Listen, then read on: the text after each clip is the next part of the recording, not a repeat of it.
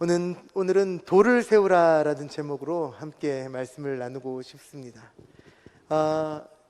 지난주 말씀을 기억하실 겁니다. 여호수아와 이스라엘 백성들이 하나님과 함께 하나님의 행하심을 바라보면서 그들이 요단강을 건너게 되었습니다. 제사장들이 언약궤를 메고 그 요단강에 들어가게 되었을 때 요단의 물이 멈추게 되어지고, 그리고 그것을 통해 하나님께서 온 땅을 다스리심을 알며, 그리고 그 백성들과 함께 하나님이 이미 그 땅에 먼저 들어가 계시다는 것을 의미하고 이스라엘 백성들이 그것을 보고 함께 그 길을 건너가게 되었다라는 것이죠. 그렇습니다. 여호수아 4장 19절의 말씀이 이렇게 되어 있습니다. 첫째 달 10일에 백성이 요단에서 올라와 여리고 동쪽 경계 길갈에 진침해. 첫째 달 10일이라고 되어 있습니다. 그러니까 이 날은 어떤 날이냐면, 역사적으로 보면 이스라엘 백성들이 그 요단강을 건너서 그 가나안 땅을 처음 딱 밟은 그 날이 바로 애굽에서 그들이 나온 지 40년이 되는, 사실 정확한 날짜로 치면 40년보다 4일 정도 모자른 시간인데요. 그러니까 이스라엘 백성들이 하나님과 함께 출애굽했던 것이 40년 되던 해, 그들이 드디어 요단강을 건너 하나님의 약속인 땅인 가나안 땅에 첫 발을 들이게 되었다라는 것입니다. 곧 6월절에 어린 양을 예비하는 날이었습니다. 그러므로 오늘 이렇게 굳이 첫째 달 10일이라고 정확한 날짜를 기록한 것은 바로 이 사건이, 그리고 요단강을 건너 이 가나안 땅에 드디어 이스라엘 백성들이 발을 내딘 그 사건이, 그리고 그 시기가 이스라엘의 6월절 규례와 연결되어진다라는 것입니다. 이 짧은 단어 하나에, 첫째 달 10일 하나에 하나님께서 이스라엘 백성들에게 행하신 가장 위대한 일들이 연결되어져 있다는 것입니다. 이 첫째 달, 히브리어로 하면 아빕월이라고 합니다. 아마 성경에서 종종 읽으시면서 아빕월이라고 하는 단어를 보신 적이 있을 텐데, 이 첫째 달이라는 것이 아빕월이라는 것이고, 이 아빕은 약간 보리의 일종인데요. 약간 푸른빛을 띠고 있는 청보리와 같은, 그러니까 이렇게 부드러운 보리, 이것을 바로 이렇게 청보리 같은 것을 이제 아빕이라고 부르는데요. 이것이 피어나는, 이것이 열리는 그런 시기라고 해서 아빕월이라고 했다는 겁니다. 그리고 성경 속에서는 이 아비벌을 다른 단어로 니산월이라고도 부릅니다. 이거는 바벨론 포로기 이후에 불려지게 되었던 명칭입니다. 결국 하나님께서 이 날에 이스라엘 백성들을 가나안 땅으로 들여보내신 것은 그들로 하여금 하나님의 백성 이스라엘이 6월절을 그 가나안 땅에서 이스라엘 백성들을 애굽에서 출애굽시키셨던, 탈출시키셨던 그 하나님을 기억하고 그 6월절을 지킬 수 있도록, 그리고 그렇게 그 6월절을 지킴을 통해서 하나님이 우리에게 하신 일, 하나님께서 이스라엘 백성들에게 하신 일이 무엇인지를 다시금 기억하게 하신다라는 것입니다. 그들이 애굽에서 6월절의 기적을 통해 구원받았다는 것을 기억하고, 그리고 그 구원이 이 요단강을 건nom을 통해 지금도 여전히 우리와 계속되어지고 있음을 이야기한다는 것입니다. 40년 전에 그들의 조상들을 애굽에서부터 불러내었던 그 하나님이 우리로 하여금 지금 이 요단강을 건너게 하셨으며, 그리고 그 하나님이 지금 우리와 함께 하시기에 우리 또한 이 시대의 강을 건널 수 있다라는 것입니다. 그 하나님이 지금 우리와 함께 하십니다.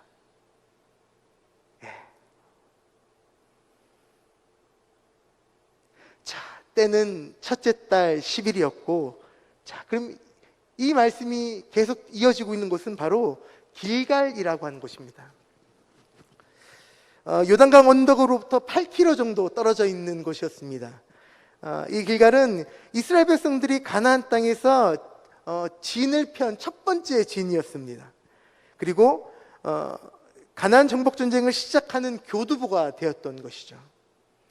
따라서 이후에 전개되는 모든 가나안의 정복 전쟁은 사사 시대 그리고 초기 왕국 시대에 이르기까지 이 길갈이란 땅이 핵심이 되고 중심이 되어져서 이스라엘의 정치적이고 군사적이며 종교적인 중심이 되었던 것이 바로 이 길갈이라는 것입니다. 20절, 여호수아가 요단에서 가져온 그 12돌을 길갈에 세웠다. 12돌을 길갈에 세웠다고 합니다. 이 12돌을 세운 목적은 바로 12개의 지파였던 이스라엘이 여호수아 시대뿐 아니라 오고 있는 다음 세대를 통하여서 요단강을 건너게 하신 하나님의 크신 은혜를 기억하고 하나님을 생각하고 하나님을 찬양하고 하나님을 예배하도록 세운 표징이었습니다. 그리고 그들이 길갈에 이 기념비를 세운 것은 그들이 맨 처음 요단강을 도하했던 그 지점으로부터 가장 가까운 위치에 있는 성읍이었고, 그리고 그들이 요단강을 건넌 이후에 맨 처음으로 머물렀던 곳이기 때문입니다. 여러분, 처음 가본 곳, 처음 머문 곳 굉장히 기억에 많이 남습니다.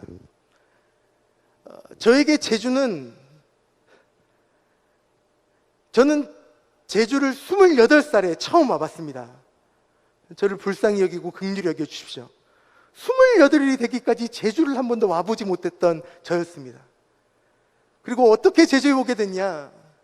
저희 아내와 결혼을 하고 처음으로 결혼 처음 하는 거예요. 한 번만 하면 되는 거니까. 여튼 처음 결혼을 하고요, 신혼여행으로 제주도를 왔습니다. 어떻겠습니까? 좋았겠죠? 불쌍합니까? 제주도에 타고 와서 제가 제주도에서 맨 처음 만났던 것은 우박이었습니다. 3박 4일을 제주에서 머물렀는데요, 감사하게도 3일 동안 우박이 떨어졌습니다. 정말 감사하게 집에 돌아가는 날은 괜찮았어요. 그것이 하나님의 은혜였다고 생각합니다. 그리고 나서 이제 아내와 함께 비행기를 타고 그 육지로 돌아가면서 같이 있게 했던 이야기가 있습니다. 우리 다음에 꼭 다시 한번 오자. 그래서 우리가 아름다운 제주를 마음껏 누리고 가자라고 그렇게 얘기를 나누었더니 몇 년 지나지 않아 이렇게 제주에 와서 살게 되었네요. 예, 저에게 제주는 그런 땅입니다. 처음 밟았던 제주. 물론 우박 때문에 되게 저를 긍휼히 여기시고 불쌍히 여기실 수 있었지만 전 그래서 저희 집에 첫째가 생길 수 있지 않았나 생각을 해봅니다. 하나님의 은혜가 있는 땅, 하나님과 함께 거하는 그 땅. 여러분, 이 길갈이란 땅이 이스라엘 백성들에게 마치 저에게 제주가 평생도록 기억에 남는 것처럼 이 길갈이란 땅은 이스라엘 백성들에게 기억에 남는 땅이었다는 것입니다. 그곳에서 21절과 22절의 말씀이 있습니다. 보십시오. 이스라엘 자손들에게 말하여 이르되 후일에 너희의 자손들이 그들의 아버지에게 묻기를 이 돌들이 무슨 뜻입니까? 12개의 돌들이 세워져 있는데 이게 무슨 뜻입니까? 물어보거든. 너희는 너희의 자손들에게 알게 하여 이르기를 이스라엘이 마른 땅을 밟고 이 요단을 건넜습니다. 이것을 이해해 주라라는 겁니다. 이 21절에 대한 설명은 우리가 읽진 않았지만 앞에 있는 6절에 나와 있습니다. 표징이 되어진다라는 것이죠. 이 표징이라는 것은 나타내다라는 겁니다. 이게 무엇인가를 나타내는 것이 바로 표징이라는 것인데요, 하나님께서 이 12돌을 취하도록 명령하신 목적이 바로 이것이 표징이 되도록 하겠다라는 겁니다. 이것을 봄을 통해서 무엇인가 나타내야 된다는 것이죠. 무엇입니까? 이 돌을 볼 때마다 하나님을 생각하라는 것입니다. 이 돌을 볼 때마다 그 다음 세대들이 하나님이 함께 하셨음을 생각나게 하고 하나님의 그 역사심이 나타나게 하라. 이 12개의 돌은 요단강 도하, 이 요단강을 건너는 것이 오직 하나님의 권능에 대한 기적적인 사건임을 후대에 보여주는 표징이며 증표였던 것입니다. 평상시에는 그 누구도 쉽게 건널 수 없었던 그 요단강 한가운데 어깨에 짊어질 정도로 큰 돌을, 여러분 그런 돌을 어떻게 구하겠습니까? 그런데 가나안에 들어가던 그때에 하나님의 능력을 통해 요단강의 흐름이 멈춰지게 됨으로써 그 바닥이 드러나게 되었고, 그 바닥에 있던 큰 돌 12개를 취하여서 길갈에 세웠다는 겁니다. 이것을 다음 세대가 알게 해주라.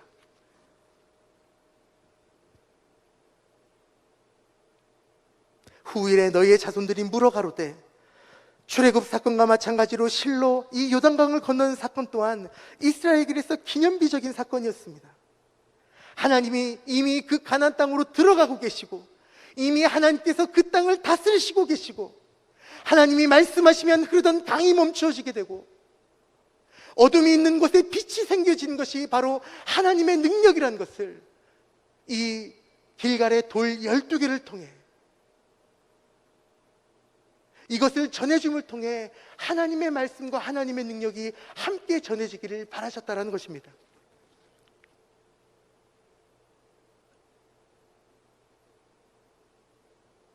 이렇듯 요단강을 건넌 사건은 이 이스라엘 역사 가운데 기념비적인 사건인 것입니다. 후손들이 두고두고 기억해야 할 사건입니다. 그리고 오늘 말씀 가운데 후일에, 훗날에, 이 무슨 뜻입니까? 결국 이 길갈에 세운 돌이 오늘 지금 있는 이스라엘 백성들이 아니라 오히려 그들 뒤에 오게 될 다음 세대들을 위한, 미래를 위한 표징이었다라는 것입니다. 여러분, 우리가 추석 명절을 잘 보냈습니다.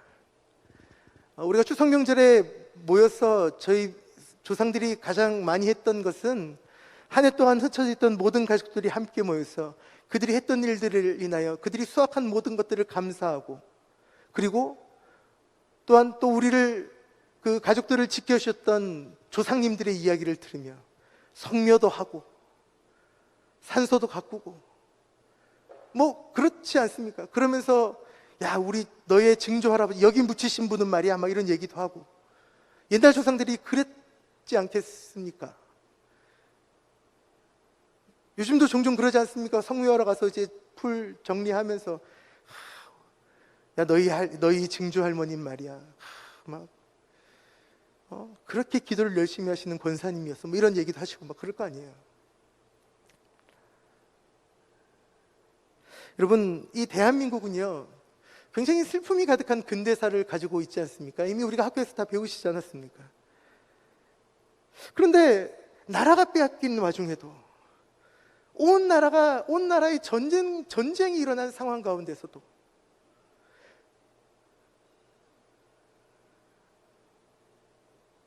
자신의 나라가 빼앗긴 상황에서도, 혹은 전쟁의 상처가 가득한 이 땅 가운데서 어떻게든 자신의 인생을 바쳐서 나의 아이들이, 나의 자녀들이 조금이라도 좀 더 잘 살게끔 해야겠다, 나는 이렇게 살지만 내 자녀들은 이렇게 살게 하지 말아야겠다, 자신의 인생을 바쳐 살아오신 어른들이 여러분 있지 않습니까?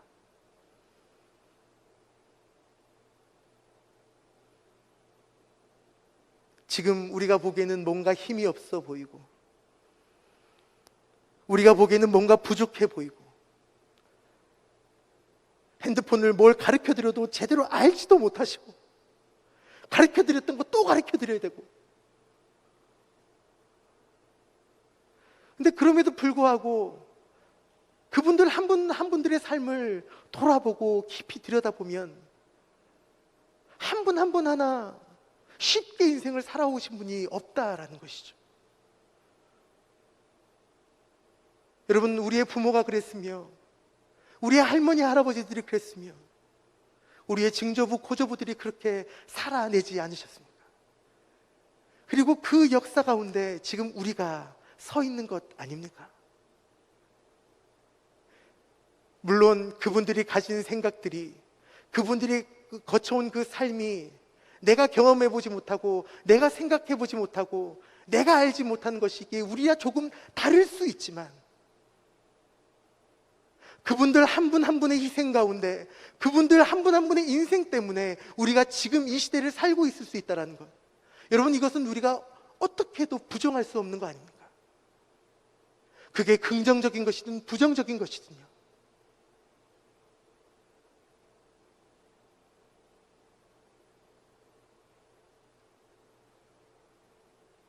우리는 어찌했든 그 어른들이 살아왔던 삶을 이어받아 이 땅에서 살아가고 있지 않습니까?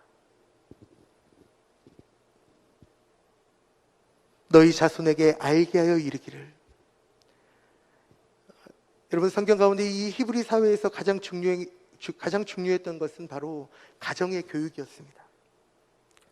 무엇보다 이 가정은 여호와의 신앙의 교육의 산실이었고, 그리고 기독교 전통의 전승이 되는 것이 바로 가정이었다라는 것입니다. 올바른 가치를 배우는 것이 바로 가정이어야 한다는 것이죠.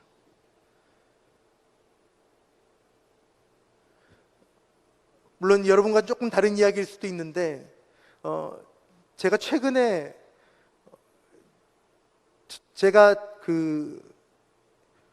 한 5년 정도 중학교에서 교목을 했었습니다. 그러니까 중학교 2학년들을 가르치는 위대한 2학년들, 왜 그 아이들 때문에 왜 전쟁이 일어나지 않고 있다고 얘기하지 않습니까? 중2들을 가르치는 교목으로 제가 있었었는데요. 그래서 한 5년 동안 같이 이제 교직이 있는 학교 선생님들과 같이 지내면서 정말 우리나라 안에 있는 교육의 아픈 것도 참 많이 보았고, 참 답답한 것들을 많이 보았습니다. 그리고 속으로는 이제 선생님들의 그런 부족한 것들도 많이 보았고요. 근데 그래서 제 안에 어떻게 보면 우리나라 교육에 대한 어떤 뭐랄까요, 좀 안타까움을 가지고 있었던 것 같습니다. 그런데 최근에 코로나가 터지게 되면서 제가 학교 선생님들을 향해서 제 가지고 있던 모든 생각을 좀 바꾸게 되는 계기가 되었습니다. 이게 무엇이냐면, 코로나 때문에 저희 집 애가 학교를 안 갔습니다. 여러분, 이게 별로 충격적이 않으신 거죠? 여러분, 매일 아침에 집을 떠나서 학교에서 수업을 12시까지 하고 이제 돌봄 수업 이런 거 했고 4시까지 다 학교 수업이 끝나면 돌아오던 아이들이요. 방학이 끝났는데도 집에서 떠나지 않고 집에 계속 머무는 거죠. 여러분, 이 심각함에 대해서 여러분 같이 이해 못한단 말입니까? 이거 안타깝네요. 꼭 결혼하십시오. 반드시 애를 낳으십시오. 키워보십시오. 너 같은 애들이 나올 겁니다. 진담이고요. 말이 좀 돌아갔는데요. 그러니까 이 아이들이 학교에 안 가니까요, 집에서 뭐 수업을 하고 하는데요, 난 잘 모르겠어요. 와, 제가 생각해도 답답한 우리 아이들 같은 아이들을, 그 애들 30명 이상 모아놓고 한 방 안에서 이 아이를 가르치는 분이 있다는 거, 제가 교사들에 대해서 경의를 표합니다. 정말 고마웠습니다.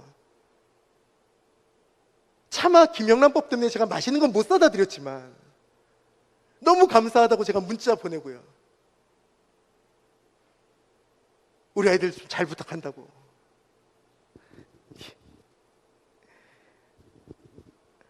여러분, 우리가 이 시대에 세워가야 될 가치가 있는 것이고, 우리가 이 시대에 반드시 가르쳐야 되는 것들이 있다라는 것입니다.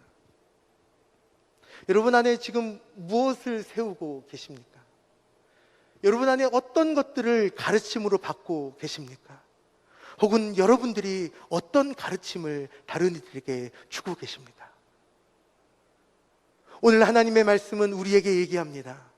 너희는 길갈에 12개의 돌을 세우라. 그리고 그것이 표징이 되게 하고, 그것이 무엇인지 묻는 다음 세대들에게 하나님이 누구신지, 하나님이 무엇을 하셨는지, 하나님이 어떻게 이 땅 가운데 역사하셨는지 전하라 말씀하고 계시다라는 겁니다.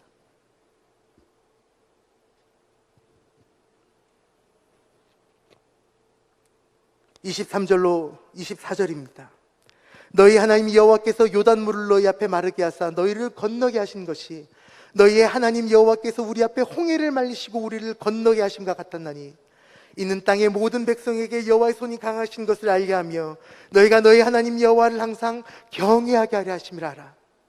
자, 여기서 요단강 도하 이적과 그리고 홍해를 도하했던 이 요단강과 홍해를 건넜던 두 개의 기적이 비어지고 있는데, 제가 지난주에 말씀드렸습니다.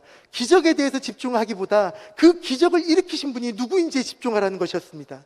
이 두 사건은 전혀 불가능한 상황 가운데 오직 하나님의 능력을 통해 일어났던 일들이었습니다. 하나님의 다스리심이 온 천하에 충만하던 것을 증명했던 두 가지의 사건이었습니다. 그리고 그 기적을 베푸신 목적 또한 같았습니다. 온 열방과 세계 가운데 하나님을 알지 못하고 하나님을 믿지 않는 그런 백성들에게 하나님의 크신 권능을 드러내고 하나님의 살아계심을 드러내는 사건이었던 것입니다. 그리고 두 번째는 그 하나님의 백성들에게 찬양받으시고 감사받으시고 예배받기 위함이셨습니다. 오늘 24절의 말씀이 이렇게 되어 있지 않습니까? 이 땅의 모든 백성에게 여호와의 손이 강하신 것을 알게 하며 너희가 너희 하나님 여호와를 항상 경외하게 하려 하십니다. 여러분, 이것이 바로 하나님께서 이 땅 가운데 하나님의 백성과 함께 하시며 하나님의 백성들에게 행하시는 그 모든 것의 이유인 것입니다. 결국 이 길갈에 12개의 돌을 세우는 것은 동서고금의 모든 사람에게 전능하신 하나님을 증명하기 위한 것이었습니다. 여호와의 손이 약하지 않습니다. 진리와 정의를 행하시는 분이십니다. 여호와는 그의 손으로 의인들을 붙들어 주시고 인도하시는 분이시며 그의 백성들을 위해 자신의 힘을 사용하시는 분이십니다. 그것이 바로 홍해를 가르던 그 사건의 이유였으며 요단강을 건너게 하였던 하나님의 능력의 이유인 것입니다.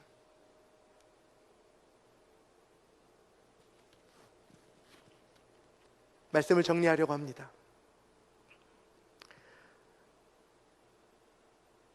여러분, 길갈에 돌을 세우는 것은 바로 하나님의 살아계심을 생각하게 하려는 것이었습니다. 여러분, 그렇다면 여러분의 인생의 길갈에, 여러분의 삶의 길갈에 어떤 돌을 세우고 계십니까? 여러분의 삶 가운데 하나님을 기억하게 하는 어떤 것이 세워지고 있으십니까?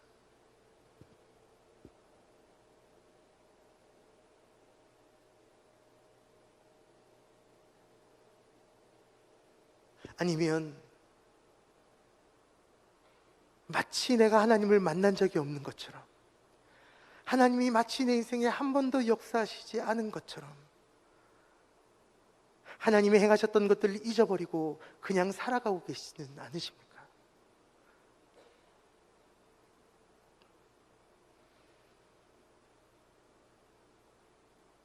하나님은 우리에게 그 12개의 돌들을 통해 단 하나를 원하고 계십니다.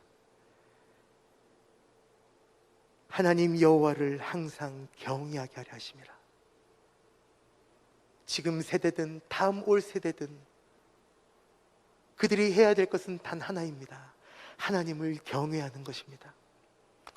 여러분, 참 요즘 하나님을 경외하기 어려울지 모르겠습니다. 여러분, 예배만 해도 그렇지 않습니까? 어느샌가 막 비대면 예배라고 하면서 핸드폰으로 막 드리는 예배가 있지 않습니까? 예. 소그룹 모임이 없지 않습니까? 좀 만나서 뭔가를 하고 싶은데 만나지 말라고 합니다. 어떤 지체는 참 신앙을 지키기 어렵다고 얘기하는 지체의 이야기도 들었습니다. 그런데 말입니다, 하나님을 예배하는 것이 쉬웠던 시대는 잘 없었습니다. 근데 하나님께서 역사하셨던 것들을 찬찬히 살펴보면 하나님이 참 시대에 빠르신 분이라는 걸 느낄 수 있습니다. 여러분, 성경을 천천히 찾아보십시오. 여러분, 원래 예배는요 비대면이었습니다. 여러분, 하나님의 얼굴을 보신 적 있으십니까? 죄송하지만 아브라함도 못 봤습니다. 아브라함도 저 하늘의 별들을 바라보면서 하나님의 말씀을 들었습니다. 무소경을 썼던 위대한 모세, 하나님의 얼굴을 배웠나요? 아니요. 떨기나무에 임하신 하나님의 광채를 보았습니다. 신의 산에 올랐지만 그곳에 하나님이 임재하셨지만 하나님의 얼굴이 어떻게 생겼는지 볼 수도 없었습니다.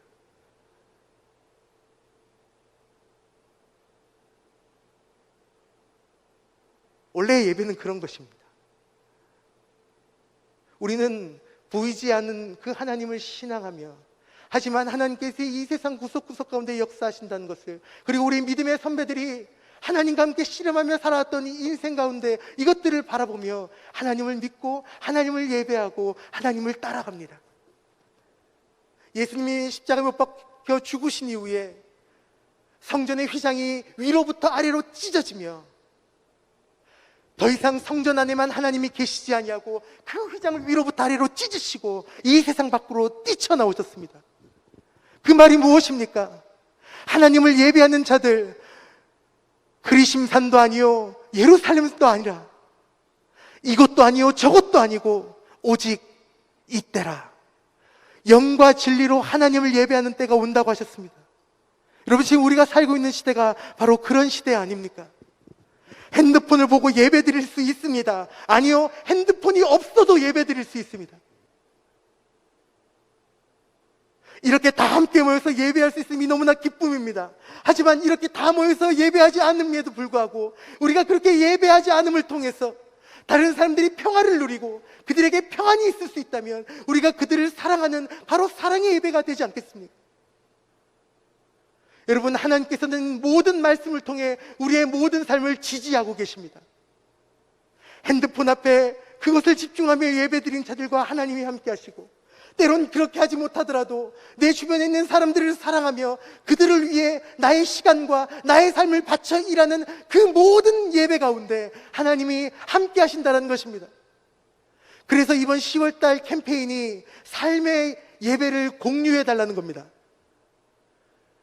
이 또 삶의 예배 해가지고 안 하던 큐티 막 하려고 그러고 막 안 보던 성경책 열고 막 그런 거 하지 마십시오. 있는 그들의 모습을 보여주십시오. 저도 보여드릴 겁니다. 여러분의 일상이 하나님께 예배하는 것입니다.